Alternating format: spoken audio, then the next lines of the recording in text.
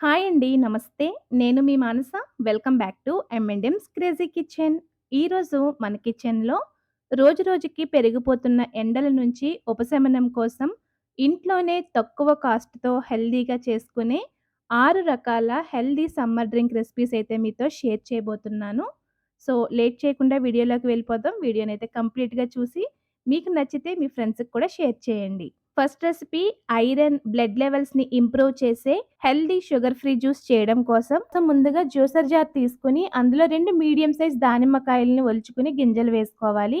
ఇందులోనే 2 medium size క్యారెట్‌లను ముక్కలుగా cut చేసి వేసుకొని, ఒక మీడియం సైజ్ బీట్రూట్‌ని కూడా ముక్కల్లా కట్ చేసి వేసుకున్నాక, ఇందులో షుగర్‌కి బదులు 10-12 వరకు పిక్కలు తీసేసిన ఖర్జూరం వేసుకోవాలి. ఇప్పుడు ఇందులో పావు కప్పు వాటర్ యాడ్ చేసుకొని బ్లెండ్ చేసుకోవాలి. ఇది మొత్తం బ్లెండ్ చేసుకున్న తర్వాత ఇందులో ముప్పావు కప్పు వరకు వాటర్ యాడ్ చేసుకొని మరొకసారి బ్లెండ్ చేసుకోవాలి. ఇప్పుడు ఈ జ్యూస్ అంతటిని కూడా ఫిల్టర్ చేసుకోవాలి. ఎప్పుడైనా సరే ఏ జ్యూస్ అయినా మరీ థిక్‌గా కాకుండా పల్చగా చేసుకొని తాగడానికే ట్రై చేయండి. ఫిల్టర్ చేసి పెట్టుకున్న ఈ జ్యూస్‌ని రెగ్యులర్‌గా తీసుకున్నారంటే ఐరన్, బ్లడ్ లెవెల్స్‌ని ఇంప్రూవ్ చేసి మనల్ని హెల్తీగా ఉంచుతుంది. సెకండ్ రెసిపీ వచ్చేసి రోజు ఒక గ్లాస్ తాగితే చాలండి. నీరసాన్ని తగ్గించి రోజంతా యాక్టివ్‌గా ఉంచే కట్టు నీళ్లు రెసిపీ. దీనికోసం మనం ఇంట్లో రెగ్యులర్‌గా రైస్ వండుకుంటూ ఉంటాం కదా! ఇలా రైస్ వండుకుంటున్నప్పుడు బాగా రైస్ ఉడికి పైన వైట్ లేయర్ ఫార్మ్ అవుతుంది. ఈ వైట్ లేయర్ ఫార్మ్ అయిన తర్వాత గరిటెతో పైన ఫార్మ్ అయిన నురుగని కాస్త తీసేసుకోవాలి. ఇలా పైన వచ్చిన నురుగుని తీయడం వల్ల బియ్యంలో ఇంకేదైనా డస్ట్ ఉంటే అది కూడా కాస్త క్లియర్ అయిపోతుందని చెప్పి తీసేస్తారు. అన్నం 50% ఉడికిన తర్వాత వచ్చే వాటర్‌ని కట్టు నీళ్లు అంటారండి. ఈ కట్టు నీళ్లల్లో బి కాంప్లెక్స్ అధికంగా ఉంటుంది. అందుకని ఇది నీరసాన్ని తగ్గించడంలో బాగా పనిచేస్తుంది. ఈ విధంగా అన్నం 50% ఉడికిన తర్వాత మీకు ఎంత వాటర్ కావాలో అంత వాటర్ తీసుకోండి. నేనైతే ఇక్కడ ఇద్దరు మనుషులకు సరిపడేంత వాటర్ తీసుకున్నాను. ఈ కట్టు నీళ్లు 5 సంవత్సరాల పిల్లల నుండి కూడా ఇవ్వచ్చండి. చాలా చాలా హెల్ప్ చేస్తుంది. వాళ్ళకి కూడా నీరసం రాకుండా డే అంతా కూడా ఎనర్జిటిక్‌గా ఉంటారు.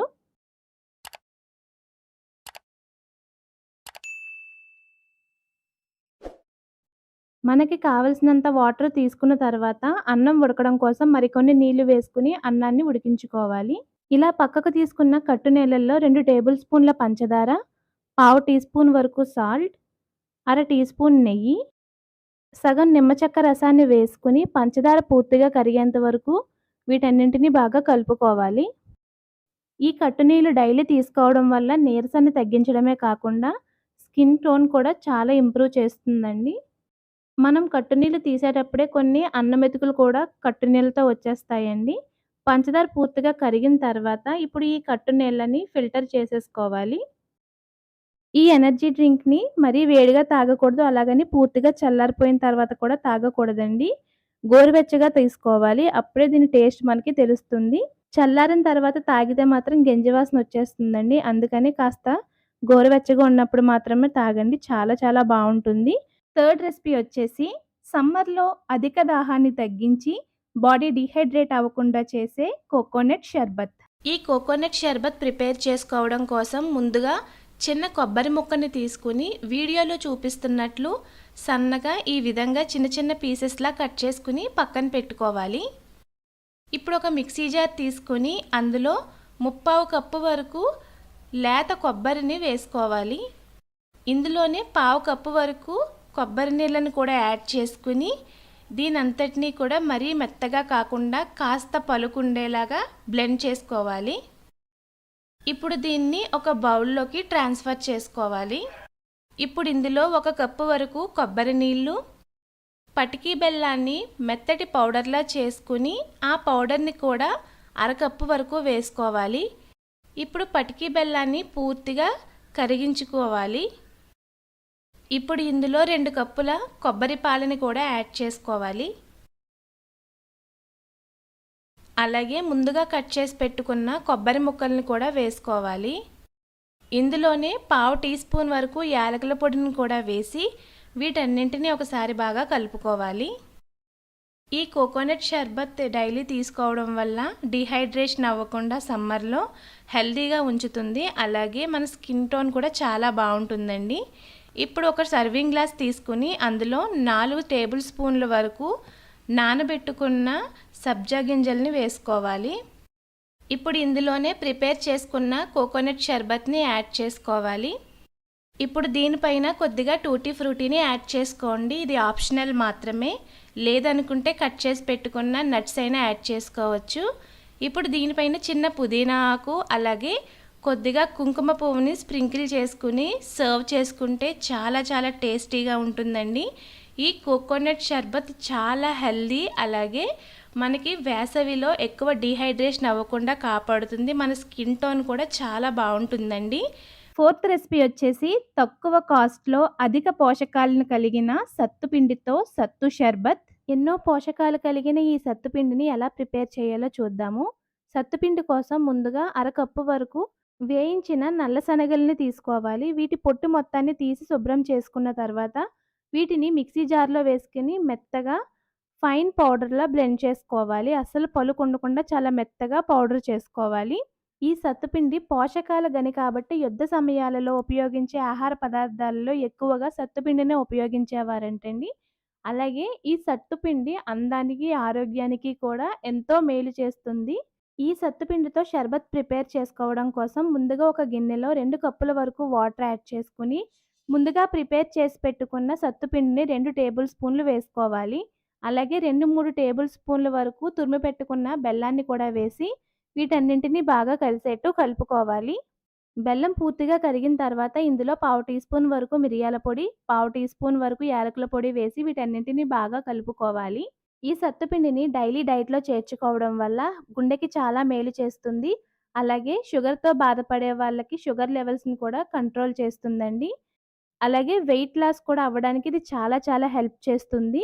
గ్యాస్ట్రిక్‌తో బాధపడేవాళ్ళు, అలాగే గాల్ బ్లాడర్‌లో స్టోన్స్ ఉన్నవాళ్ళు దీన్ని అవాయిడ్ చేస్తే మంచిదండి. ఇప్పుడు ఈ సత్తు షర్బత్‌ని సర్వింగ్ గ్లాసెస్‌లో వేసుకొని సర్వ్ చేసుకుంటే చాలా చాలా టేస్టీగా ఉంటుందండి. చూసారు కదా సత్తు పిండితో ఎన్ని ఉపయోగాలున్నాయో. ఇంక మీరు కూడా లేట్ చేయకుండా ఇంట్లో తప్పకుండా ట్రై చేసి మీకు ఈ రెసిపీ ఎలా వచ్చిందో మాకు కామెంట్స్‌లో షేర్ చేయండి. ఫిఫ్త్ రెసిపీ వచ్చేసి ఎండవేడి నుంచి మైండ్‌ని రిఫ్రెష్ చేసే చల్ల చల్లని కర్బూజా షర్బత్. కర్బూజా షర్బత్ కోసం ఒక పండిన కర్బూజాని తీసుకొని సగానికి కట్ చేసి ఇందులో ఉండే సీడ్స్ అన్నింటిని కూడా తీసేసుకోవాలి. ఇప్పుడు స్పూన్‌తో ఈ విధంగా వీడియోలో చూపిస్తున్నట్లు ఇందులో ఉండే పల్ప్ అంతా కూడా సెపరేట్ చేసేసి ఒక మిక్సీ జార్‌లో వేసేసుకొని ఫైన్ పేస్ట్ లాగా బ్లెండ్ చేసి పక్కన పెట్టుకోవాలి. స్టవ్ మీద ఒక ప్యాన్ పెట్టి 2 టేబుల్ స్పూన్ల వాటర్, 2 కప్పుల వరకు పాలు యాడ్ చేసుకోవాలి. నేను మెజరింగ్ కప్స్‌లో ఉండే 250 ఎంఎల్ కప్‌తో 2 కప్పులు యాడ్ చేశాను. ఇప్పుడు వేరొక బౌల్‌లో 2 టేబుల్ స్పూన్ల కస్టర్డ్ పౌడర్‌లో పావు కప్పు వరకు పాలు యాడ్ చేసి ఉండలు లేకుండా బాగా కలుపుకోవాలి. పాలు ఒక పొంగొచ్చిన తర్వాత ఒకసారి కలిపి మంటని లో ఫ్లేమ్‌లోకి టర్న్ చేసుకొని, మనం రెడీ చేసి పెట్టుకున్న కస్టర్డ్ మిల్క్‌ని మరొకసారి కలిపి, ఈ పాలల్లో వేసుకొని లో ఫ్లేమ్‌లోనే విస్కర్‌తో ఉండలు ఫార్మ్ అవ్వకుండా జాగ్రత్తగా కలిపేసుకున్న తర్వాత, ఇందులో 1/3 కప్ వరకు మిల్క్ మెయిడ్‌ని యాడ్ చేసుకోవాలి. ఒకవేళ మీ దగ్గర మిల్క్ మెయిడ్ లేకపోతే మీరు ఆ ప్లేస్‌లో షుగర్ కూడా వాడుకోవచ్చు. మిల్క్ మెయిడ్ పాలల్లో బాగా కలిసిన తర్వాత మంటని మీడియం ఫ్లేమ్‌లోకి టర్న్ చేసుకొని, పాలని కాస్త దగ్గర పడేంత వరకు బాయిల్ చేసుకోవాలి. చూసారు కదా! జస్ట్ ఈ మాత్రం థిక్‌నెస్ వస్తే సరిపోతుంది. ఇప్పుడు స్టవ్ ఆఫ్ చేసేసుకొని ఈ పాలని పక్కన ఉంచి పూర్తిగా చల్లారనిద్దాం. స్టవ్ మీద వేరొక సాస్ పాన్‌లో కొద్దిగా వాటర్ యాడ్ చేసుకొని, ఒక అరగంట సేపు నుంచి నానబెట్టుకుంటున్న 3 టేబుల్ స్పూన్ల పెద్ద సగ్గుబియ్యాన్ని వేసుకొని, మీడియం ఫ్లేమ్‌లోనే మధ్య మధ్యలో కలుపుకుంటూ సగ్గుబియ్యం ట్రాన్స్‌పరెంట్‌గా అయ్యి మెత్తగా ఉడికేంత వరకు కూడా ఉడికించుకోవాలి. ఇప్పుడు మనం ముందుగా ప్రిపేర్ చేసి పెట్టుకున్న కర్బూజా ప్యూరీ అంతా కూడా ఈ కస్టర్డ్ మిల్క్‌లో యాడ్ చేసేసుకొని పూర్తిగా కలిసిన తర్వాత, ఇందులో ఒక అరగంట ముందు నుంచి నానబెట్టుకుంటున్న 3 టేబుల్ స్పూన్ల వరకు చియా సీడ్స్ కూడా యాడ్ చేసుకోవాలి. చియా సీడ్స్ లేకపోతే మీరు కర్బూజా సీడ్స్ కూడా యాడ్ చేసుకోవచ్చు. ఇప్పుడు ఇందులో ఉడికించి పెట్టుకున్న పెద్ద సగ్గుబియ్యం కూడా వేసి మరొకసారి కలిపి, ఫైనల్‌గా ఇందులో కాస్త చాప్ చేసి పెట్టుకున్న కర్బూజా పీసెస్‌ని కూడా వేసుకొని, సర్వ్ చేసే ముందు కాస్తన్ని డ్రై ఫ్రూట్స్ కూడా వేసి సర్వ్ చేశారంటే చాలా చాలా టేస్టీగా అందరూ ఎంజాయ్ చేస్తూ తాగుతారండి. చాలా చాలా రిఫ్రెష్‌గా ఉంటుంది ఈ షర్బత్ తాగితే మాత్రం. పిల్లల నుంచి పెద్దల వరకు అందరూ ఇష్టపడతారండి. సిక్స్త్ రెసిపీ వచ్చేసి తక్కువ ఖర్చుతో వేసవి తాపాన్ని తగ్గించి బాడీ డీహైడ్రేట్ అవ్వకుండా చేసే barley water. Barley powder prepare చేయడానికి ఒక ప్లేట్‌లోకి బార్లీ గింజలన్నీ కాస్త పల్చగా పరిచి ఒక రోజంతా కూడా ఎండలో పెట్టండి. ఇప్పుడు స్టవ్ మీద ఒక మందపాటి కడాయి పెట్టుకొని ఈ బార్లీ గింజలన్నీ అందులో వేసేసి మంటని లో ఫ్లేమ్‌లో ఉంచి కనీసం 10 నిమిషాల పాటైనా డ్రై రోస్ట్ చేసుకోవాలి.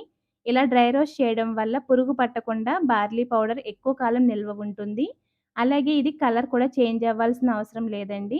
సో, ఇప్పుడు స్టవ్ ఆఫ్ చేసుకొని వీటిని పక్కన పెట్టి పూర్తిగా చల్లారిన తర్వాత జార్‌లోకి ట్రాన్స్‌ఫర్ చేసుకొని ఒక 5, 6 సార్లు పల్సిస్తూ ఆ తర్వాత లో స్పీడ్ మీద కాస్త బరకగా ఉండేలాగా పౌడర్ చేసుకోండి. చూడండి మరీ పౌడర్‌లా కాకుండా కాస్త గింజలు కనిపించేలాగా బరకగా బ్లెండ్ చేసుకుంటే సరిపోతుంది. ఇది వేడి చల్లారిన తర్వాత దీన్ని ఒక ఎయిర్ టైట్ కంటైనర్‌లో స్టోర్ చేసుకొని ఫ్రిడ్జ్‌లో పెట్టకపోయినా సరే మీకు సంవత్సరం పైనే నిల్వ ఉంటుందండి. ఇప్పుడు బార్లీ కాయడానికి స్టవ్ మీద ఒక గిన్నెలో అర లీటర్ వాటర్ యాడ్ చేసుకోండి. ఇందులో 1.5 టేబుల్ స్పూన్ల బార్లీ పౌడర్ వేసుకొని ఒకసారి కలిపి మంటని మీడియం ఫ్లేమ్‌లో ఉంచి కనీసం 2 పొంగులొచ్చేంత వరకైనా మరిగించాలి. ప్రెగ్నెంట్ లేడీస్‌కి ఇంకా మెడిసిన్ ఎక్కువగా యూజ్ చేసే వాళ్ళకి మెడిసిన్ వేడైతే చాలా ఎక్కువుంటుందండి. సో, ఆ వేడిని తగ్గించడంలో కూడా బార్లీ చాలా హెల్ప్ అవుతుంది. బార్లీ ఇలా 2 పొంగులొచ్చిన తర్వాత ఇందులో రుచికి తగినంత సాల్ట్ యాడ్ చేసి కలిపేసి స్టవ్ ఆఫ్ చేసుకోండి. ఇప్పుడొక బౌల్‌లోకి 5, 6 టేబుల్ స్పూన్ల పెరుగు వేసుకొని కవ్వంతో గానీ, విస్కర్‌తో గానీ మీగడ లేకుండా బాగా చిలకండి. ఇప్పుడు ఈ పెరుగుని తీసుకొని బార్లీలో వేసేయండి. అలాగే ఒక పావు లీటర్ వరకు వాటర్ కూడా యాడ్ చేసుకొని, ఈ మూడింటిని కూడా బాగా కలిసేలాగా కలిపేయండి. ఫైనల్‌గా మీకు నచ్చితే ఇందులో అరచెక్క నిమ్మరసాన్ని కూడా వేసుకోవచ్చు. చూడండి మనకి బార్లీ గింజలైతే ఈ విధంగా ట్రాన్స్‌పరెంట్‌గా అయిపోతాయండి. అప్పటి వరకు మనం ఉడికించుకోవాలి. అది చూసుకోండి. ఒకవేళ మీకు బార్లీ గింజలు తినడం ఇష్టం లేకపోతే దాన్నిలా ఫిల్టర్ చేసేసుకోండి. దీన్ని వేడిగా అయినా తాగొచ్చు, చల్లారాక అయినా తాగొచ్చు. కానీ మధ్యాహ్నం 2 ఆ టైం లోపే తాగేసేయండి. దీన్ని ఈవినింగ్ టైంలో తాగారంటే కాళ్ళు కాస్త వాపొచ్చినట్టు ఉంటాయండి. సో, అందుకనే మధ్యాహ్నం లోపే కంప్లీట్ చేసేసుకోండి.